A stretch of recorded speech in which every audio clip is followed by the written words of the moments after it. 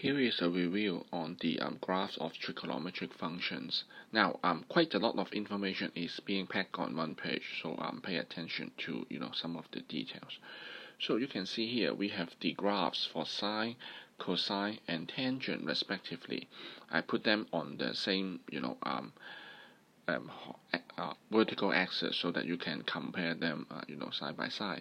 Alright, so sine and cosine, the red one and the blue one, they look very similar.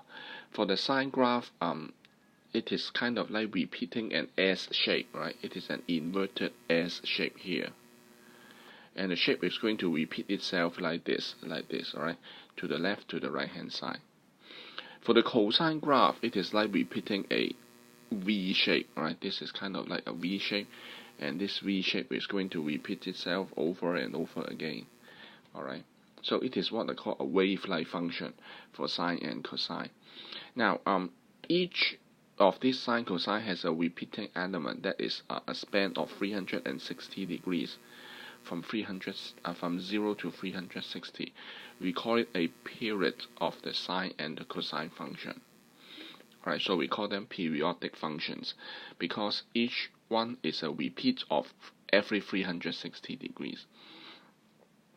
But for tangent, it's different. If you look at the bottom case for the tangent, the repeating part is only 180 degrees. Right, this is only 180 degrees. It's kind of like a river, kind of a flowing water. This is one repeating element of the tangent theta.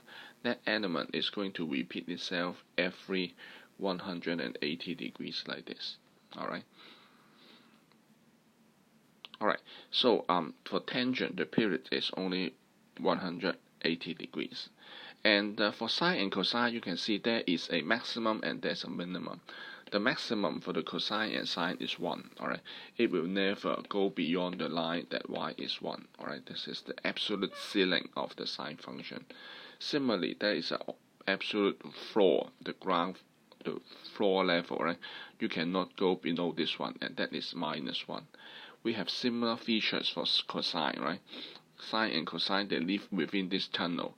It's always between 1 and -1. However, for tangent, it can go up as much as possible. So it can be positive infinity.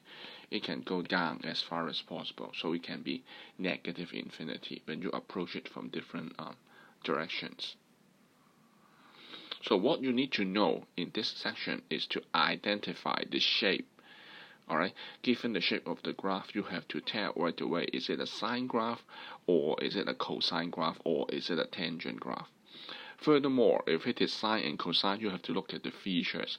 So if it is a sine graph, that it starts at 0, alright, goes up for 90 degrees, comes down for 180 degrees, and so on.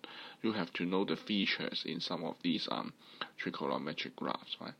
We can also observe the CAST feature in this graph, right? Take the sine curve as an example. I put them into that. This is in the first quadrant, the second, the third, and the fourth quadrant. Knowing that sine theta is positive in the first and the second quadrant, right? So this part, they are above the axis. So sine theta is positive in the first and the second quadrant. And then it is negative in the third and the fourth quadrant, alright? So it is negative here, it's negative here. For cosine, for example, it is positive in the first and the fourth quadrant, and it is negative in the second and the third quadrant. For tangent, it is the first and the third, right? Positive. Negative will be the second and the fourth. So we can also observe the CAST feature from this graph. And finally, now, if you notice all these black dots, right? These are some of the important milestones in the trigonometric graph, right?